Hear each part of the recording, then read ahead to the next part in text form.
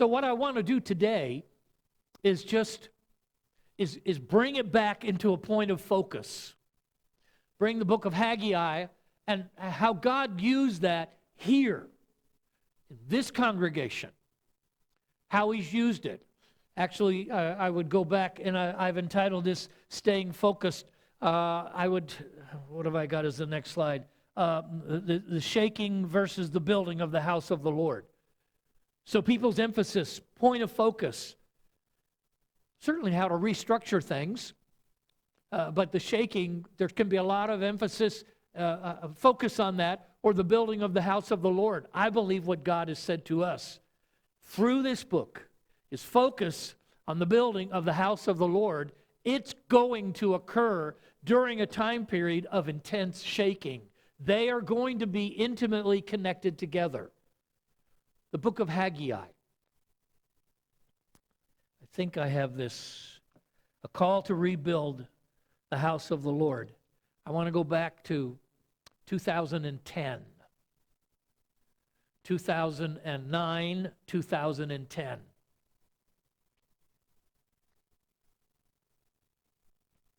I actually want to go back a few years prior to that.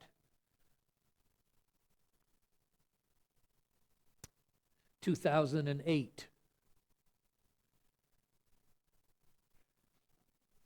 Late in the fall of 2008, we were coming up to an election where Barack Obama was John McCain, where that election was going to take place in November. And in the fall, I remember this is real important, and I'm communicating to you what I believe, what I'm committed to, what I'm going to do everything I can to lead us to fulfill, because I believe these are God-given assignments. And at a time period when reopening, restarting, it's in a sense, it's on everybody's mind.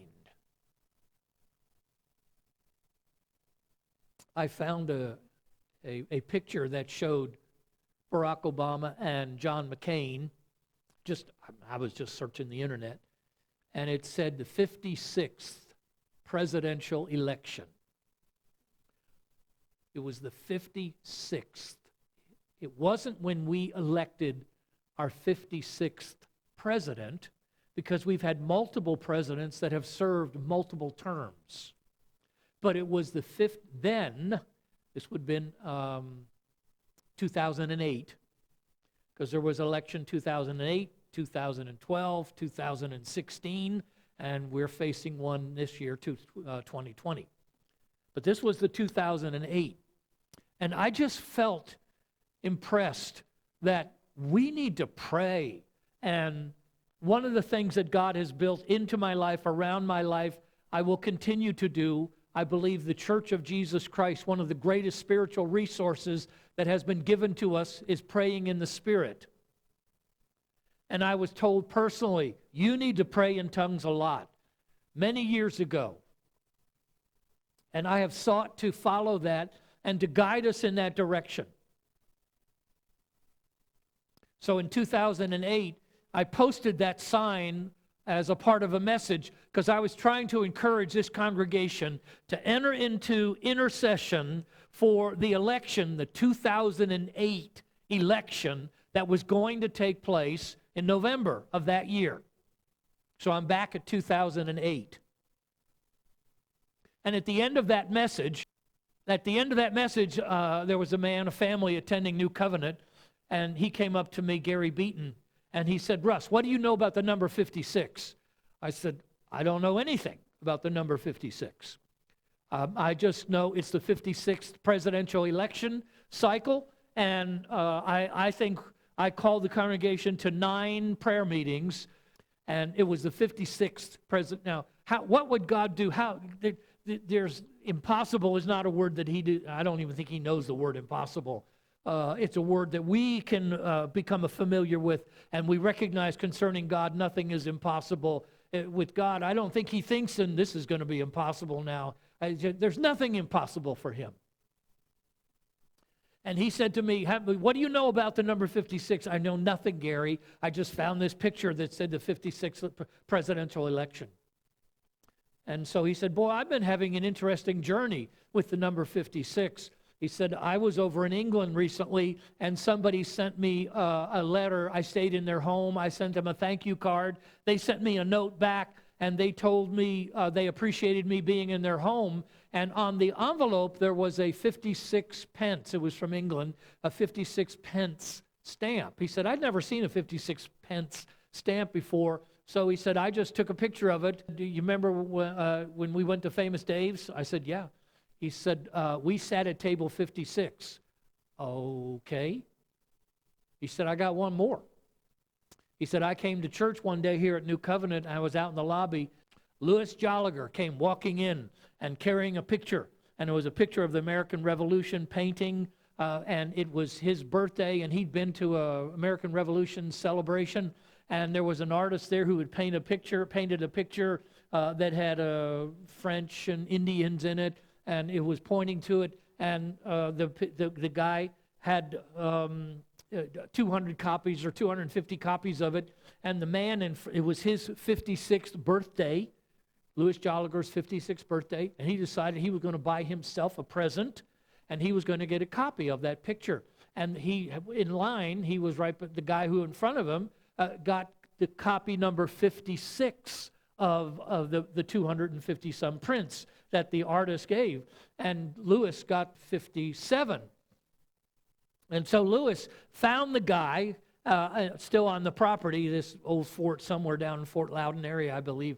And he said, hey, look, you got number 56 and I've got number 57. This is actually my 56th birthday. And is there any chance you would swap your 56 number with my 57 number, the exact same picture, but do you mind? The guy said, I don't know what he said, but he swapped the picture with him.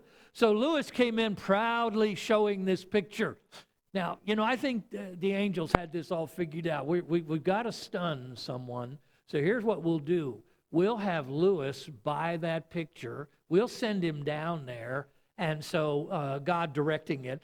And he'll be in line just in the point in time when picture number 56 gets sold, but it won't be him. So he'll have to put a little effort for it, and he'll get it, and he'll bring it to church because he'll be real proud because he bought it for himself for his birthday, and Gary Beaton is going to be there. Let's make sure Gary's there so Gary sees him walk through the lobby. Do you think this kind of orchestration goes on? Absolutely. It's how I think it works. We go through so blind, just thinking it's about us and Walmart and Kmart, and buying and selling and gasoline and food. That's what it's all about. There's such orchestration, accomplishing his purpose. Is there an enemy doing the same thing? Of course there's an enemy. I've chosen in my life to major on what God's doing. There are people that he has chosen to focus on what the enemy's doing. I'm glad that that's a calling that I didn't believe God has given to me. So are you aware of it? Of course you have to be aware of it. So Gary said, look, that's 56. I said, I've got these 3 observations. I've got this stamp. I've got this receipt from when you and I went to Famous Dave's, sat at table 56, and Louis Jolliger came in, and he had a picture of that picture. And so a week later, we had our first prayer meeting.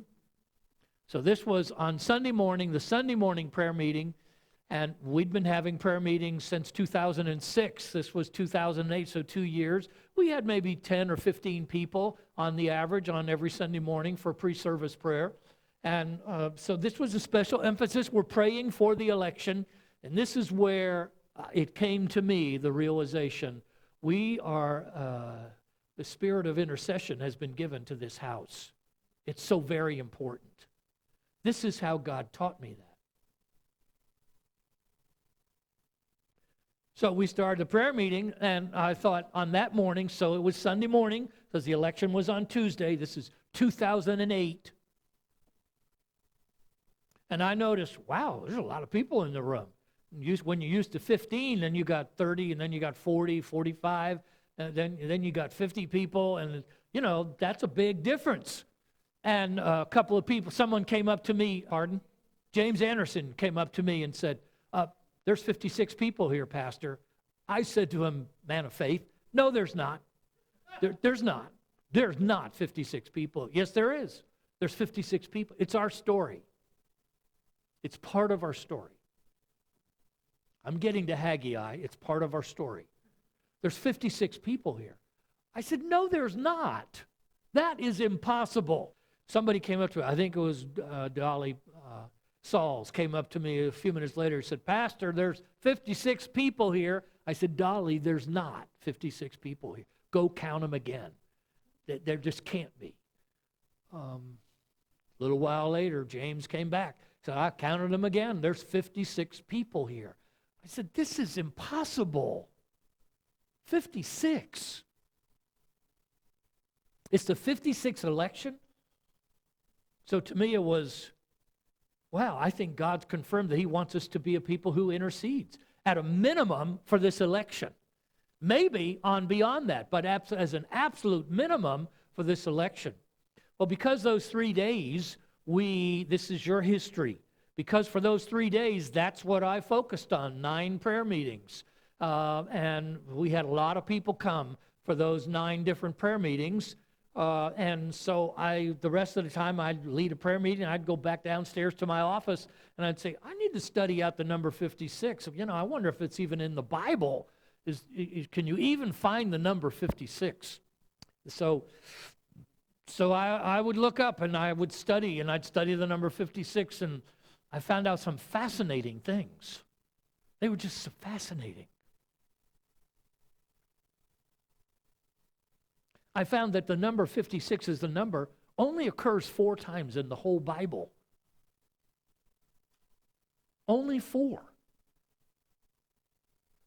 Now, what I call a standalone number is the number and 56 men from such and such a village. That's what I would call a standalone number. A number in combination, if it's like 1,356, I call that a number in combination. And there were 3 56s that were in what I'll call a combination number. The fascinating part of it was that all 4 of those verses reference the rebuilding of the temple.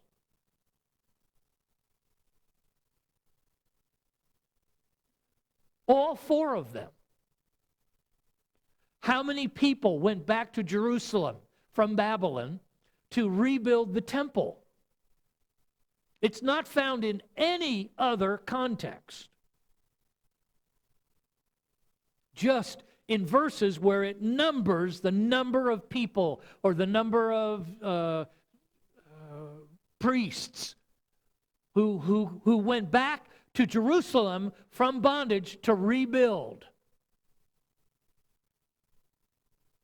And I thought, that's incredible. I never knew that.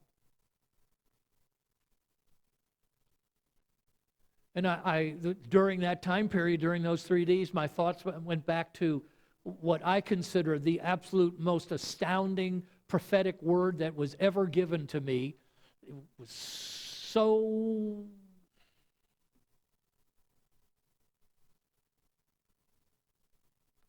for 6 weeks, 6 to 8 weeks, I had watched videos when we came back from Ukraine. That's 2006. And I became convinced after 6, 8 weeks. And I went in and I told Faye, she was going someplace on a Saturday morning. I was going someplace different. I said, honey, I think what God wants me to do is build a building. I said, and the thing I think about the building is everybody who hears about it is going to say that's impossible. I think that's what God's doing. Really? Yeah. I don't, unfortunately, you'll see the level it was again at that time. I said, I don't want to build a building. I'm happy as it is. And I don't want to do something that everybody says is impossible. I like people agreeing with me. I like being supported. This is really strange. I go to a pastor's luncheon. I went to invite Jim Gall to go to Ukraine with us in the next year. And he has Jamie Galloway, he has a young prophet at that meeting. And that young prophet, he said, we're going to pray over the pastors. And I realized I'm sitting there thinking, this is not why I'm here. I forgot that they do these things. I'm here trying to talk Jim Gall into going to Ukraine, and we'll pay his way. And so I realized, okay, I'm here. I was sitting next to Lenonita Sisson, and I said, okay, I'm here. And Jamie Galloway, when it came that time in the meeting, he stood up, he said, we're going to begin with you. And he points to me, and I thought, oh boy. Now, how did God do this? Well, it's just random. It just happens. I do not believe random. I don't believe things just happen. I don't believe the whole world, in some sense, went into shutdown. Do I think there's lots of lies being told? Oh, my goodness, yes. Without a doubt, we're being told so many lies from so many dimensions, so many agendas. Do I think it's all a confusing, murky pot? Absolutely. Keep focused on what God has told you to do. That's what you do, is you keep focused on what God has told you to do. Yes, you interact with life as you need to interact. You provide for your family. You take care of things as you're able to, but you keep focused on what God's told you to do. So I'm sitting there. He said, I'm going to start with you. And he said, I see over your head a building and finances to pay for it. And he said to me, you are to build a building.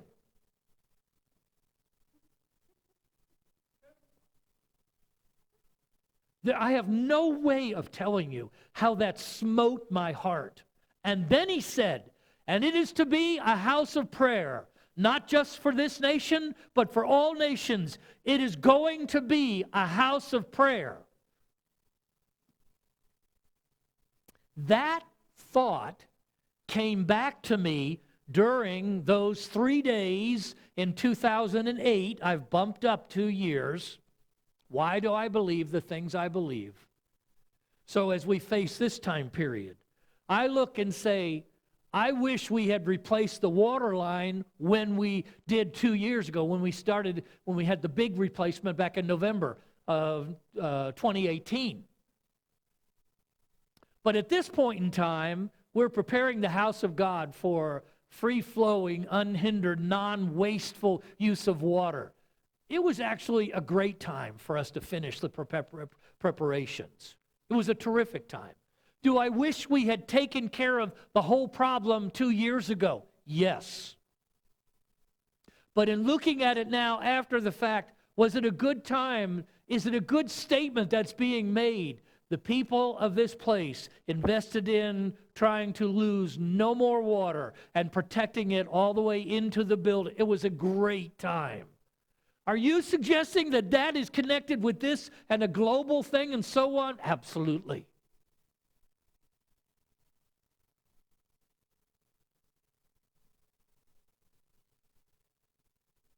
I'm sitting there in that meeting. I'm back in 2006. And he said, I see a building and I see finances and favor. I'm praying for favor, that God will give you favor. You're going to build a building and it'll be a house of prayer. Not just a prayer for this nation, but a prayer for the world. It'll be a house of prayer for all people.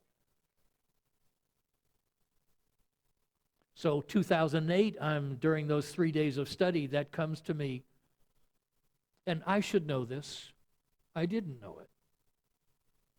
I asked myself the question, okay, I know Jesus said that. He said that when he cleansed the temple, my Father's house will be a house of prayer for all nations. I know he said that. I know he was quoting out of the Old Testament, but I'm just telling you my thoughts. And I said, I wonder where that's found. Where in the Bible is that found? I don't know. I didn't know. So I had to look it up. You know where it's found? Do you know how many books of the Bible have 56 chapters? Come on, Russ, don't go there. Okay, I will. Do you know how many books of the Bible have 56 chapters? Well, the Psalms do. Yeah, you could qualify that, though each one is a book in and of itself. So it's got 150 chapters. Really, it's a combination of 150 books. Each one stands alone. But, okay, I'll let you go there. Do you know how many other books in the Bible, Old Testament, New Testament, have 56 chapters? There's one. I would have said, just guessing, well, maybe there's 3 or 4 or 5 maybe. There's one. It's the book of Isaiah. You know where that verse is found? My Father's house will be a house of prayer for all nations. It's found in Isaiah 56, verse 7. It was stunning to me. It was so stunning.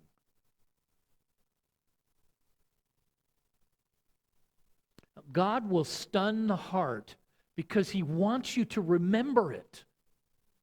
And He wants it to so direct your days.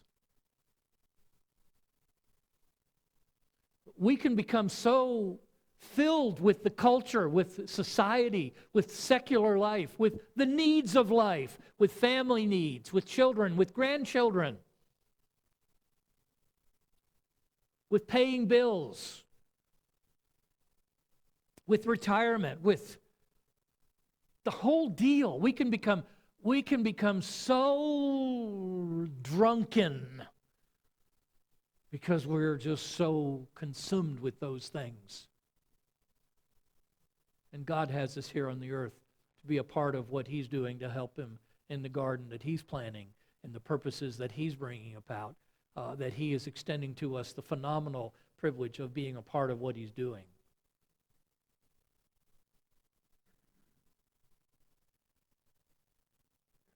The book of Haggai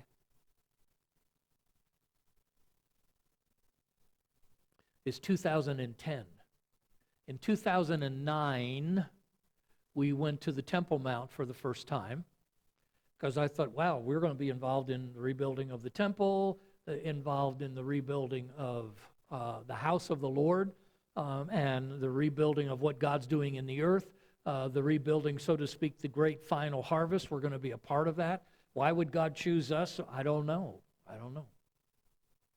But in 2009, we had a trip set.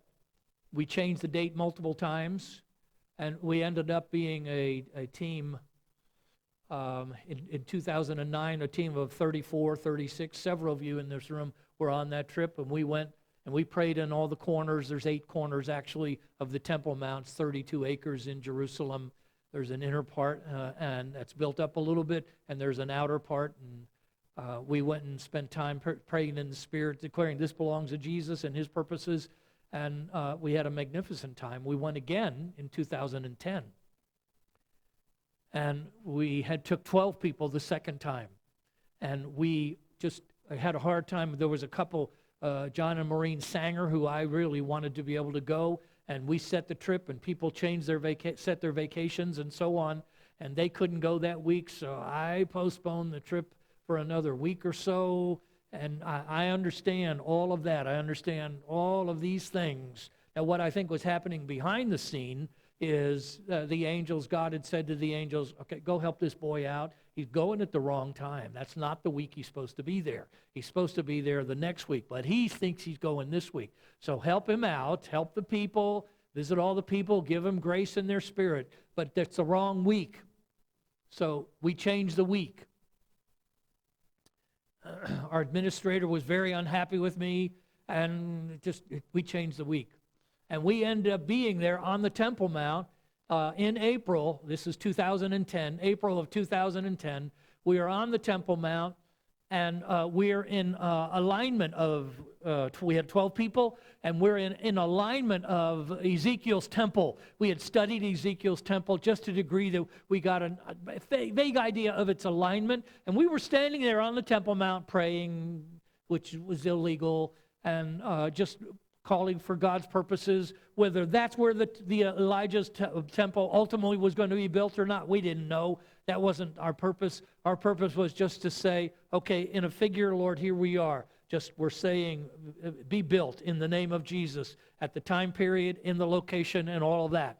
We go back to our room and get a phone call because they were doing the same thing in here. Most of you know the story. There was a group in here that at the same time we were on the Temple Mount, they were in this room and they were duplicating. They were trying to duplicate what we were doing, spacing themselves out in those kind of quadrants. And Paul Bradbury was our youth pastor at that time period, and he read a different version of the Bible every year, and he was reading the New Living Translation.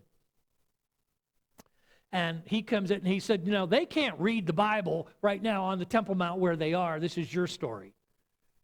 They can't read it, so I'm going to read it because they're doing Ezekiel chapter 40. That's what they're doing, the first few verses, which is what we were doing. So he said, I'm going to read Ezekiel 40. And he just said, you know, and I'm reading the New Living Translation is what I'm reading. So I'm just going to read it. So everybody in the room, I don't know if Faye was in the room that particular time or not. Everybody said, okay. So he started to read the New Living Translation. It starts off this way. The date was April 28th, 2010. That was the date. But the New Living Translation says, on April the 28th,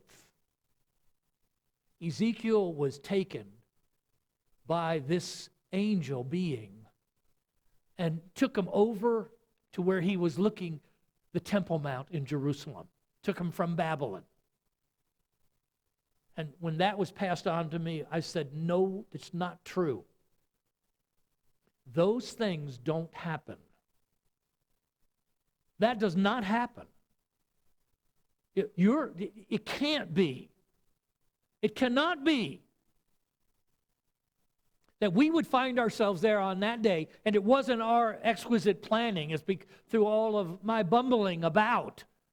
We end up there in formation of Ezekiel's temple, on the Temple Mount in Jerusalem on April the 28th. And I realized, oh my goodness, oh, I wish those things would happen to you. And those kinds of things that would so stun your heart that you just couldn't be the same. So that was 2010. That was April 2010. I remember I kept saying, this doesn't happen to people. You can't have these experiences where what's going on in 2010 lines up with more than 2,000 years ago. Babylon, 2,500 years ago. It cannot happen. I was wrong. So we're praying and interceding, and we believe God has us praying for the rebuilding of the temple, but also the rebuilding of the church, both the living temple and the literal temple. And there's a man who lived near here called Ray Hughes. He was a musicologist, well respected in the body of Christ, and he was putting together a trip in the fall of 2010, and he wanted to go into the caves underneath the Temple Mount. There's extensive caves, and he sort of found out about us, and I said, well, I'll be glad to go into caves. I'd really take people up on the Temple Mount. How about if you take musicians down under the caves, and they're doing musician things, and we'll be praying in the Spirit up above. We'll be vulnerable to being arrested. It's okay. You don't have to be vulnerable. You're singing in the caves. We're praying on the Temple Mount. And he set the dates. We didn't set the dates. We didn't have anything to do with it. And the departure date was the 17th of October, 2010. So we're praying, 6 weeks ahead of time, 8 weeks ahead of time. We're praying, and Kathy Grizel is in this room. We had an evening prayer meeting. We're just interceding for what God's doing. And she said, I heard the Lord say to me, the book of Haggai. I would have said, the book of Haggai? I know where it is, but I don't have a clue. And that's what Kathy said. I know where it is, but I don't have a clue. Well, she didn't even know where it was. I think it's in the Old Testament, but I don't know where in the Old Testament. And so she decided, I think I better read it, because she was positive she heard a very clear word, Haggai. I was sitting over there, Kathy was sitting in the center aisle, maybe about where David and Susie are, approximately. I was on the other side. I was sitting there just when it happened. Haggai. I'm glad she didn't turn to me and say, Pastor, what's the book of Haggai about? I would have said, I don't have a clue what the book of Haggai is about. What I am giving you is just the barest outline to try and catch your attention. My purpose is to catch your attention, is to let your primary focus be on accomplishing the assignment that God has given to us. The primary focus. So this is how the book starts, the book of Haggai, in the New Living Translation.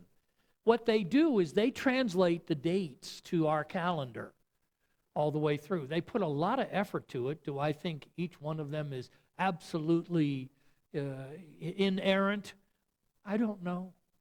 They've put a lot of effort to having them right. But here it starts out on August 28th of the second year of King Darius. The nation of Israel had sent people back to Jerusalem to rebuild the temple. That's what the book is about. They got distracted and they put their energies and efforts into rebuilding their lives, rebuilding their homes, building their own homes. They said it's not time to focus on the rebuilding of the Lord's house, which is why they came from Babylon back to Jerusalem. We first got to take care of our stuff. So they were focusing on that, and God brought 4 prophetic words to them through the prophet Haggai. They had a leader who was in Zerubbabel, who was in leadership, and they had Joshua, a type of a priest. I'm not talking about Joshua who went in and took the promised land, but those were 2 leaders who came from Babylon, and they had a prophet, Haggai. And God had him bring 4 messages. Now, it was very interesting. What caught our attention was the date of the 3rd message. It was like, boy, isn't that interesting? So here we go. The first message, what I think you have on the screen, is on August 29th of the second year of King Darius. That was when prophecy number 1. And he talked about the Lord of heaven's armies. That's how God presented himself, declared himself. I think I have, it says, you have been building your houses, and you have not been building my house. He said, you have suffered, and your crops, you've planted a whole lot, and it hasn't brought a whole lot. It's because you've been concentrating on the wrong thing. This is what he prophesied to them on that day. And the scripture says they repented, and they sought the Lord. And they said, we're gonna focus on now the rebuilding of the Lord's house, which is why they came from Babylon back to Jerusalem. And so they get a second prophetic word from this same prophet. This is still chapter 1. And on September 21st of the second year of King Darius, the second word came. And God said, they'd repented. They said, we're going to do this. And God had him say this. This is the very end of chapter 1. Said to them, I am with you. And it said, the Lord, I love these terminology, in the New Living Translation, he sparked the enthusiasm of the people. He sparked the enthusiasm of the leaders. He sparked the enthusiasm of the people. I'm asking us to put ourselves in a position where we are saying, God, we're available for you to spark our enthusiasm, and we are going to put ourselves in a position. We put ourselves in a position to fix the water, had no idea what was going to be taking place, what we would discover, how we would fix that it is fixed, and what it would take. We had no idea this, but there's lots of people who feel like Pentecost Sunday, which is 2 Sundays from now, is lots of things are going to be happening, good things happening in the earth. I don't know, but I'm asking God to fill us afresh and anew with His Spirit, and that we are going to prepare the house. And so what does that mean individually? I urge you to come to every prayer meeting we have for the purpose of preparing the house. I urge you to pray at home for you to spend time on the spiritual disciplines that are meaningful to you. I ask you to help prepare this house. Ask you to help us prepare this house. We're asking him to fill it with himself, with his glory, with his anointing. And God will send you help. Largely, Randy Meyer and myself and Steve Bettis, largely on the first day, we did all the digging down in the mud. Randy did the most. Steve did the next. I did the least. And we realized we had to dig up here all over again where we did a year and a half ago. I called Dave Tomlatovich and on Monday night, and he was there by 7 on Tuesday morning the next day, digging. You don't do that. You can't do that. I mean, they schedule.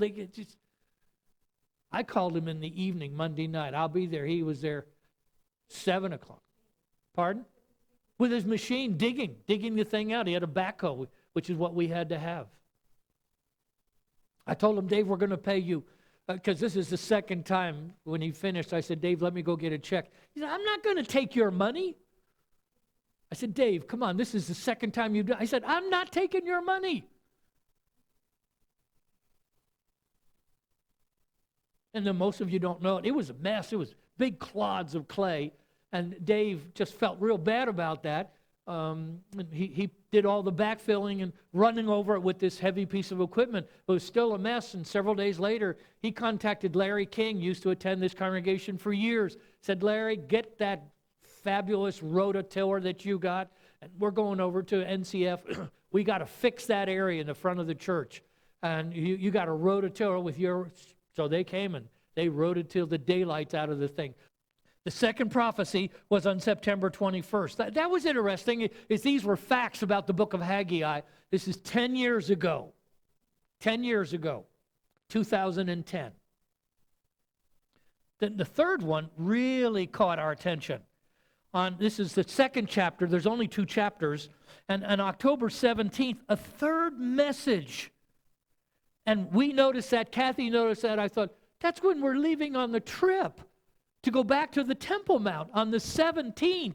I remember saying, clear as a bell, this does not happen even one time to people, much less twice. It does not happen.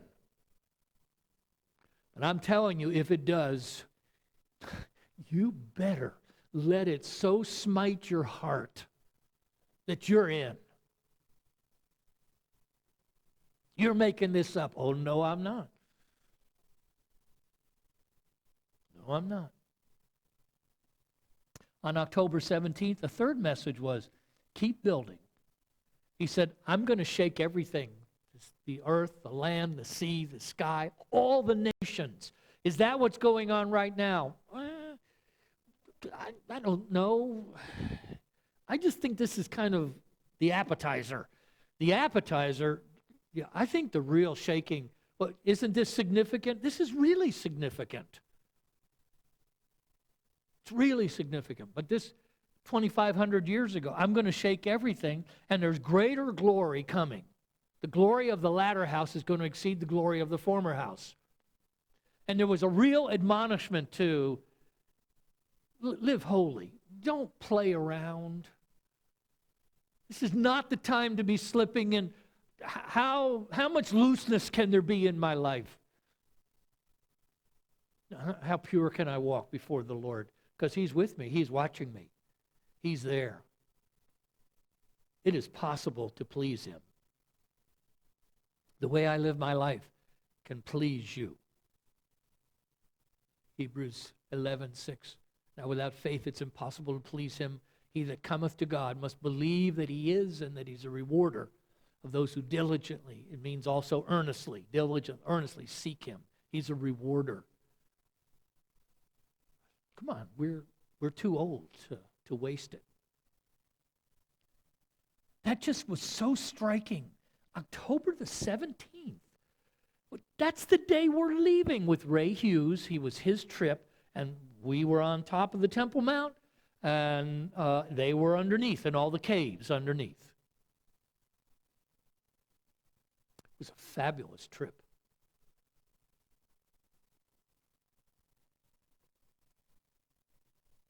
There's one more. I've put the verse in there just to read. This is out of the text. In just a little while, I will again shake the heavens and the earth, the oceans and the dry land. I will shake all of the nations, and the treasures of all the nations will be brought to this temple. Well, that does mean money. But the real treasure, one of the real treasures are the youth, people, kids, treasures of nations. The next generation, the next 2 generations, 3 generations, kids. This is to be a revival. It's been so prophesied. It's going to be primarily, not exclusively, primarily among the youth, kids. Next verse. Then on 2:14, chapter 2, verse 14, it says, on December 18th of the second year, all of this took place in the second year of King Darius. On December the 18th of the second year, 2:14, then Haggai responded that it is his people and this nation, says the Lord, everything they do and everything they offer is defiled by their sin. God was saying this. I have so often thought in these last 3 weeks, we are so evil, Lord, in our country. We are so evil. How can you trust anything anybody says? The facts they give, the details, the slants, I have a tiny bit of an understanding why Isaiah said, I live amongst the people of unclean lips. My lips are unclean. God is cleansing. Let that be of value to you. December the 18th. Now, the way my mind works,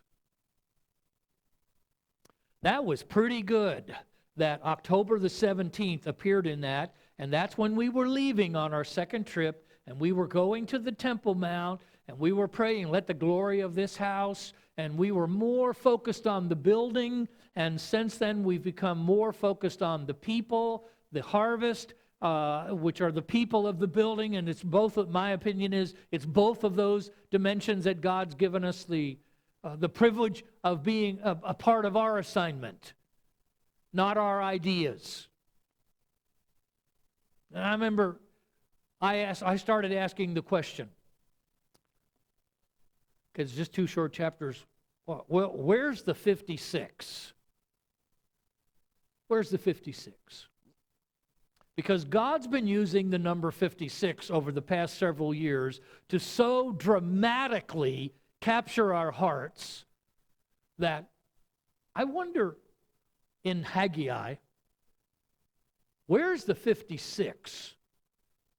Did it have to be there? No, but if it was there, I'm telling you, it ought to be something you never forget. Never. So I just started asking the question, where's the 56? It doesn't take long to read the 2 chapters. They're pretty short. Different translations or so on. Then I don't remember the exact time period, but I know I asked the question one time. I wonder how much time exists between August the 29th and December the 18th. I wonder how many days that is. That's an interesting question. How many days? I know that Haggai 2:18, that it was the day the foundation was laid. You have not yet harvested your crops, but from this day forward, I will bless you. That's what God's saying. I will bless you. Nothing's impossible. It may in fact be that God was singing that song over us. It may in fact be. So I did the math. In August the 29th, there's 3 days left, 29, 30, 31. There's 3 days. September, it was on the 21st, but there's 30 days in September. October 17th, there's 31 days. November has 30 days, and it was on the 18th of December. That's 18 days. So you count them up. You count how many days from when the first one was given to the day that the last one was given. And it comes out to 112 days. Well, it doesn't take advanced calculus to know 56 times 2 is 112. So it's 56 doubled. It's repeated. It's like Joseph understanding and explaining, your dream was doubled, so it's of God, and it's going to happen real quick. I looked at that and I said, this is impossible.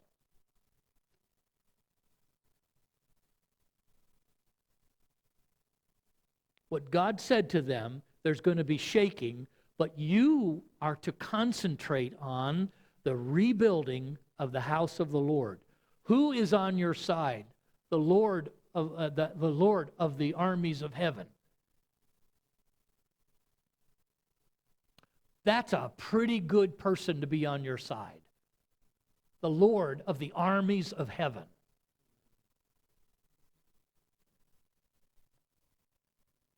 So, how do I interpret these things? This time period, I have found myself over these 7 or 8 weeks thinking about the book of Haggai. So in part, I've done the detail work to tell it because I wanted a current version told to you in your ears, and it's on tape, and it'll be on maybe tonight, probably tomorrow before I can get it up there. I wanted it out there. It's our story. This is not mine. This is our story. It's our calling. Well, who do you think you are? Well, I'm saved. I'm born again. I have the righteousness of Jesus Christ. I have been given faith. I have been given grace. I've been given assignments by grace. I've been created by God.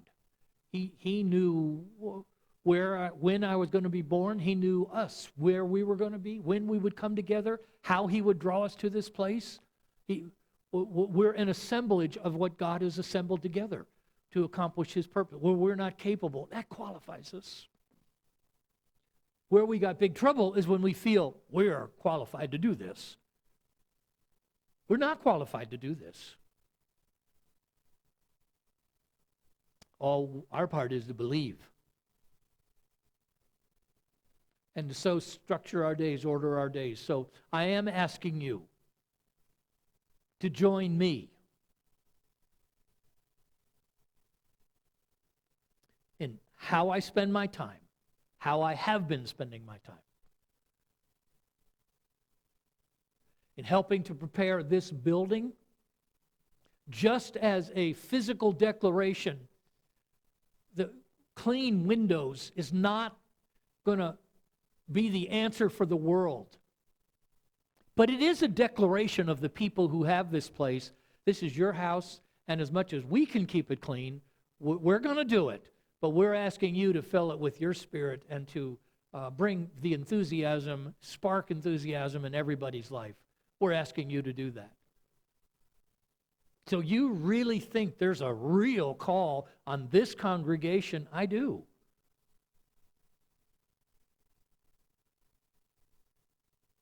And I've told you the things that have so caught my attention and captured my heart. And over and over and over these past 6, 7, 8 weeks, Haggai. What are you focused on? Are you focused on the rebuilding? Are you focusing on the shaking? What are you focused on? You have to pay attention. Certainly we live, so you have to pay attention. What's the most important thing? What have you reserved for your heart?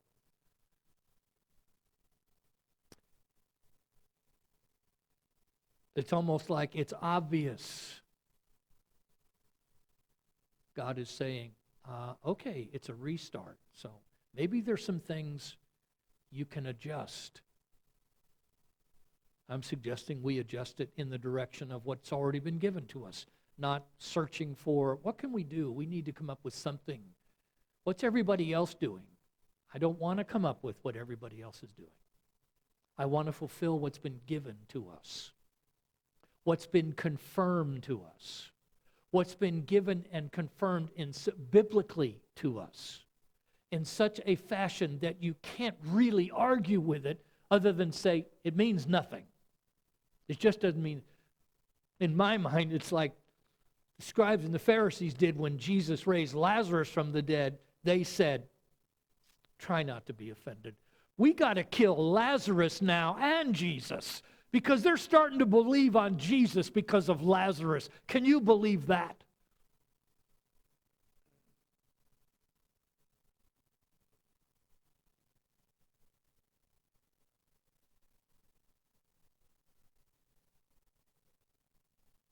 So I've tried to lead you, Psalm 91. Please, here we go. I'm going to try and advance it. Please proclaim it, say it, memory. Here we go, everybody. He that dwells in the secret place of the Most High shall abide under the shadow of the Almighty. I will say of the Lord, He is my refuge and my fortress, my God. In Him will I trust. Surely He shall deliver thee from the snare of the fowler and from the noisome pestilence. He shall cover thee with His feathers, and under His wings shalt thou trust. His truth shall be your shield and buckler. You shall not be afraid of the terror by night, nor for the arrow that flieth by day, nor for the pestilence that walketh in darkness, nor for the destruction that layeth waste at noonday. 1,000 shall fall at thy side, and 10,000 at thy right hand, but it shall not come nigh thee. Only with thy eyes shall you behold and see the reward of the wicked. Thou hast made the Lord, which is my refuge. Can you back me up one time? Because thou hast made the Lord, which is my refuge, even the Most High, thy habitation. Now going to verse 10. There shall no evil befall thee, neither shall any plague come nigh thy dwelling. Going on. For He shall give His angels charge over thee, to keep thee in all thy ways. Boy, I've pondered that one. That is such a broad, for He'll give His angels charge over thee to keep thee in all thy ways. That is such a big one. It's not just if Satan's tempting you to jump off the top of the mountain and just prove that the angels are there. It's in all thy ways. It's like, oh my goodness, they're all the time. To charge over thee, to keep thee in all thy ways. Here we go, verse 12. They shall bear thee up in their hands, lest thou dash thy foot against a stone. Thou shalt tread upon the lion and the adder, the young lion and the dragon thou shalt trample under feet. He has set His love upon me, God speaking, therefore will I deliver him. I will set him on high, because he has known my name. He shall call upon me, and I will answer him. I will be with him in trouble. I will deliver him and honor him. It says, with long life would I satisfy him and show him my salvation. And everybody said, amen.